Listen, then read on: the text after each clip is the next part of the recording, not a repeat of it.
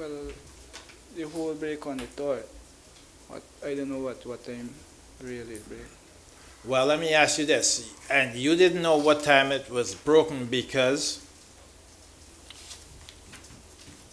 Yes, 'cause I didn't know, can't get to know the time. I could just average the time. no, I'm saying you didn't know because you didn't observe the process of it being broken, or you were asleep, or what was taking place with you at the point in which that wall was broken. Oh well, when the wall went broken, I went stand up at the back part of the building, but I could see. You could see, and what is it that you saw or observed?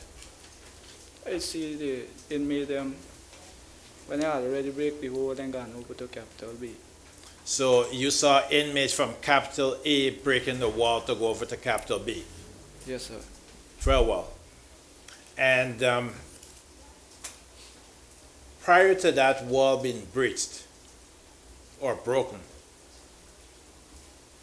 were some inmates already evacuated or asked to leave capital A by officers? Oh well, when capital A do lock, them see them break the hole for go over through capital B. But twice them was going through there, they see with the officer say that they going to shoot them. So they know for come back in capital A. Sorry, I'm just making some notes as we go along. Listen to the question carefully because I just want to understand your evidence. We spoke about the breakage in the wall. Now I'm trying to get from you what took place prior to the wall being broken or breached. Prior to the wall being broken, did the officers call on inmates to voluntarily leave that living unit or range? No, sir.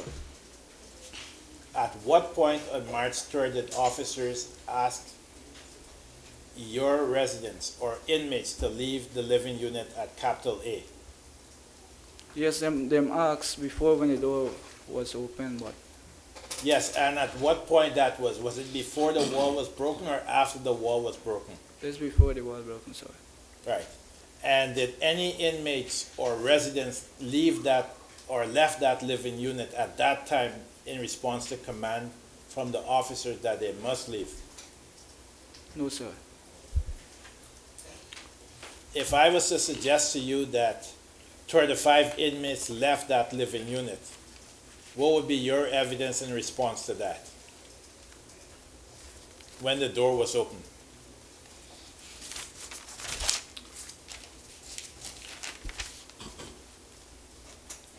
So you could please, Excuse me? you could please recall back the question. I'm putting it to you that while you were on March 3rd, while you were on that living unit, at command, well, two officers, let me ask you whether or not, are you familiar with who Superintendent Pilgrim is? Sir? Do you know Superintendent Pilgrim, Yes, sir. the officer in charge?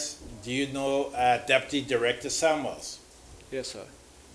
And on March 3rd, did you saw or see Mr. Pilgrim standing on the walkway of your living unit?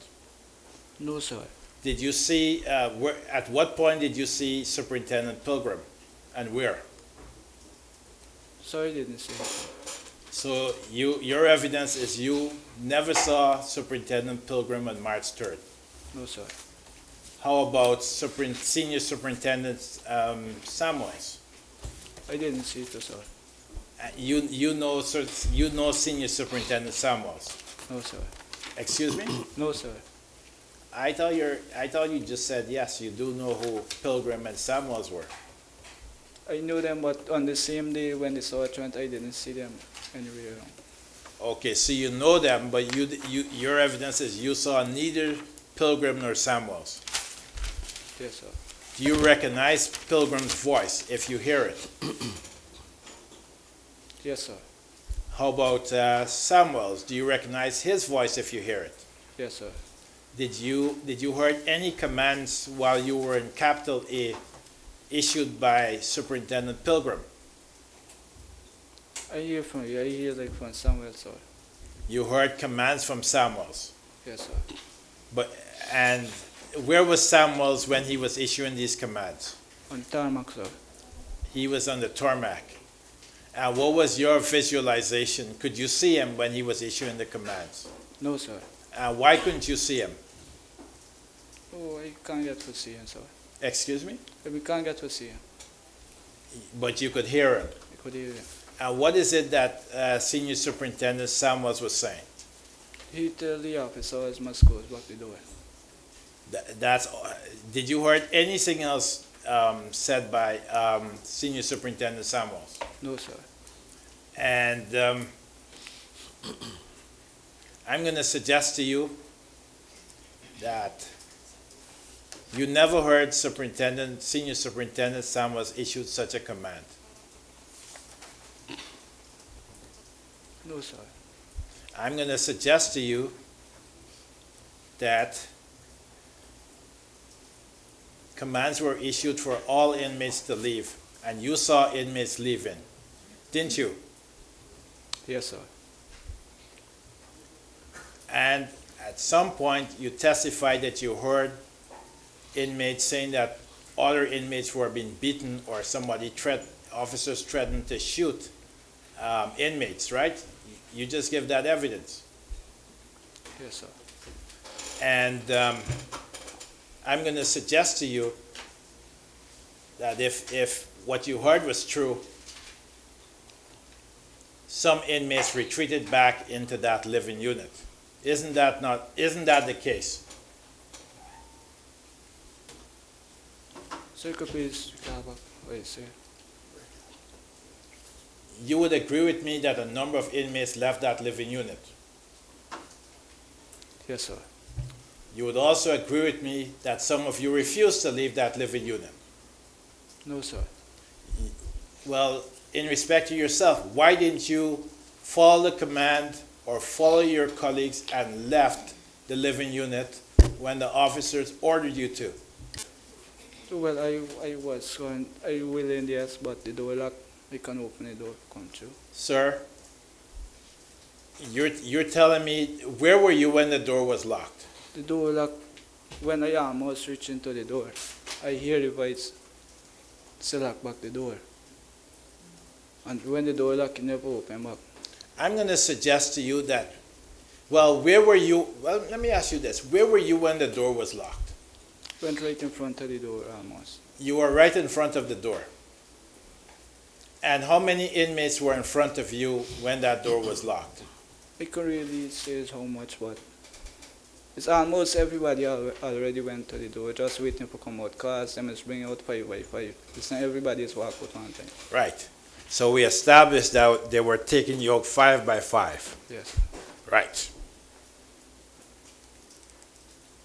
How far were you from the door? Close to the door, sir. You were close to the door. And when you say close to the door, were you as close to the door as where the police constable is? Or closer? No, sir, like the same distance as I'm far. So was there any inmate in front of you? Yes, sir.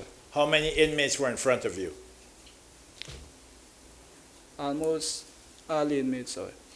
Everybody was already by the door, ready to come out. All right. Well, let's take that piecemeal then. You are in very close proximity to the door, and you're saying all the inmates were in front of you? Well, you get some in front and some behind. Yes. Well, I'm trying to establish how many persons were in front of you. Well, Was there 5 or 10 persons in front of you? How many? no, I don't know how many. Well, you're allowed to estimate in this particular instance because you had a visual view of that door. How many persons were in front of you? Yeah, well, through the estimate is like about 12 persons went in front of me. You say about 12 persons? Yes, sir. And did you have a visual observation of what those 12 persons would have been doing in front of you? So I just went stand up waiting. Excuse me? I went stand up waiting. And that you're telling me that you had a minute by minute observation of all 12 persons, and that is what they were doing? What, sir? You're telling me that you were seeing this minute by minute as it played out? That all they were doing is standing there waiting for the door to be opened? Yes, sir. I'm going to suggest to you that the minute by minute play would have been that, well, let me ask you this before I make any suggestions to you. At the point where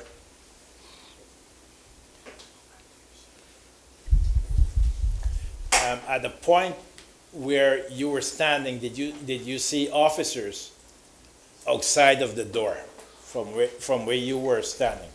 Yes, sir. How many officers did you saw at that point? I see like 3 officers, sir. You saw 3 officers, and were they? What do they call